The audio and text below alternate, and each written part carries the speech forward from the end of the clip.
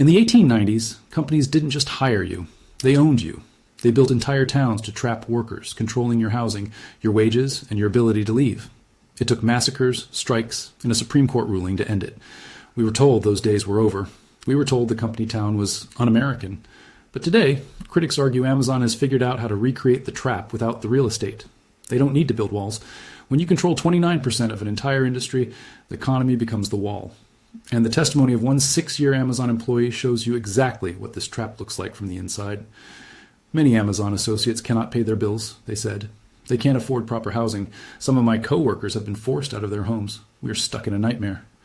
This employee isn't describing bad luck. They're describing what researchers say is a modern version of the Pullman strike, executed with better technology. In 2024, the largest study of Amazon workers ever conducted, surveying nearly 1,500 employees across 42 states, found that 53% reported experiencing food insecurity in the prior 3 months. 48% reported housing insecurity. Think about that. According to this survey, half the workforce of the second largest private employer in America cannot afford to eat properly. Drop a comment if you've worked at an Amazon facility.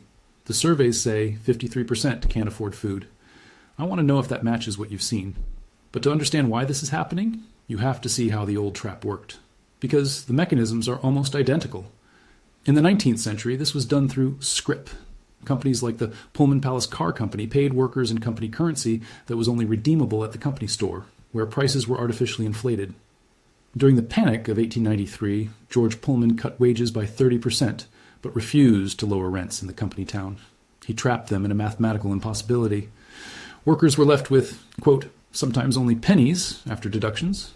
Amazon pays in dollars, not scrip. But the mathematical trap looks similar. Bloomberg analyzed 68 communities where Amazon opened massive facilities. In the first 2 years, warehouse wages in those counties actually fell by more than 6%. They didn't recover for 5 years. According to the National Employment Law Project, Amazon workers earned 26% less than the average worker in their own counties.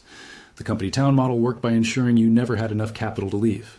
Critics argue the Amazon model achieves the same outcome. 56% of workers surveyed couldn't pay their bills without carrying a balance. But here's where the modern version gets darker than the old one. Because in the old system, you owed the debt to the company. Today, the debt is owed to someone else entirely. In the old company towns, you owed the debt to the company store. Today, the gap between wages and living costs is filled by taxpayers.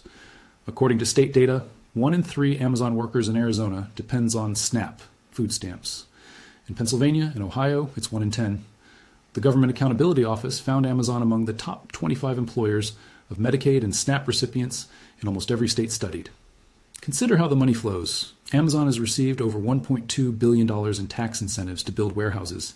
They pay wages low enough that 33% of surveyed workers require government assistance to survive. Then Amazon accepts SNAP payments for grocery orders, completing a cycle that critics call a public subsidy of private labor costs.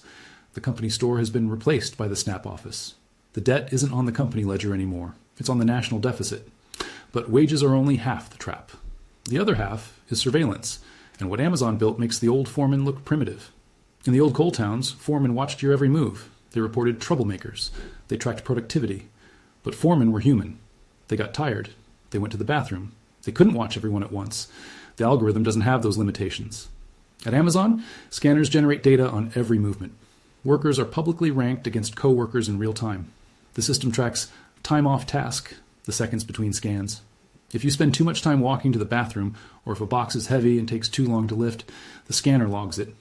Amazon's own attorneys confirmed in a letter to the National Labor Relations Board that the system automatically generates any warnings or terminations regarding quality or productivity without input from supervisors. Let that sink in. Under this system, no human is required to review your case. The algorithm can determine you're too slow. The algorithm can initiate your termination. One researcher summarized the psychological toll.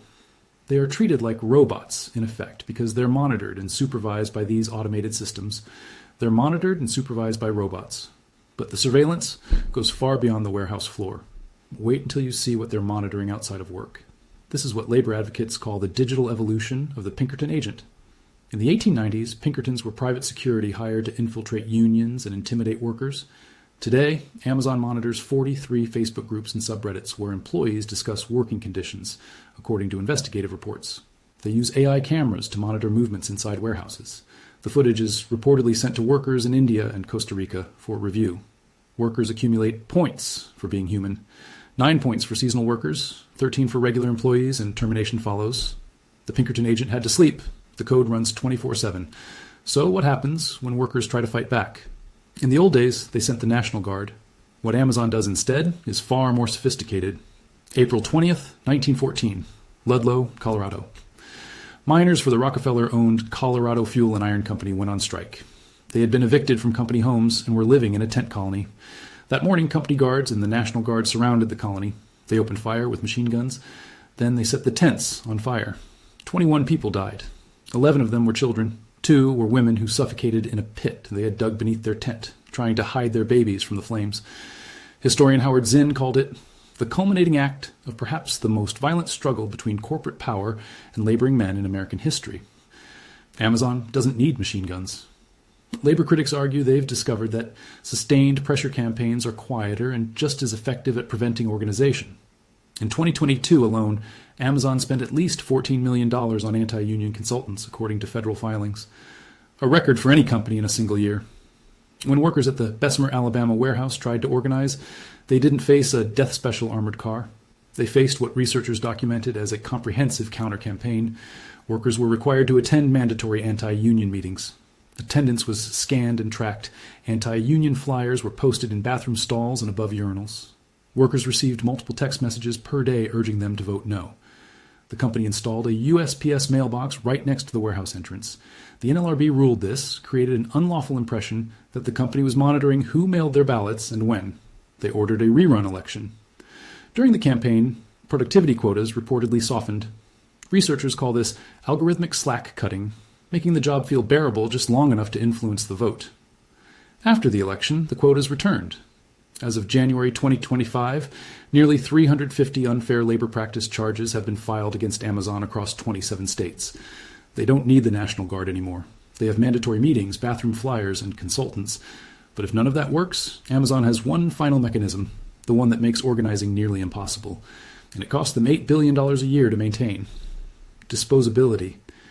In the old days, if you caused trouble, you got a 5-day eviction notice. After the Pullman strike, 1,500 families were thrown out of their homes and replaced with new workers. Amazon has industrialized this churn. According to a New York Times investigation, the turnover rate at Amazon facilities is approximately 150% annually. The industry average is 49%. Amazon cycles through 3 times more workers than competitors. That breaks down to roughly 3% weekly turnover. At that rate, the entire workforce turns over every 8 months. Only 1 in 3 new hires stays past 90 days. Leaked internal documents obtained by journalists show this churn costs Amazon an estimated $8 billion per year. They continue the practice regardless. Why would a company pay $8 billion for a problem they could solve? Former Amazon VP David Niekirk told reporters the company intentionally limited upward mobility for hourly workers. Jeff Bezos reportedly viewed long-tenured workers as at risk of becoming complacent.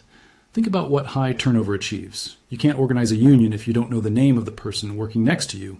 You can't build solidarity if everyone leaves after 3 months.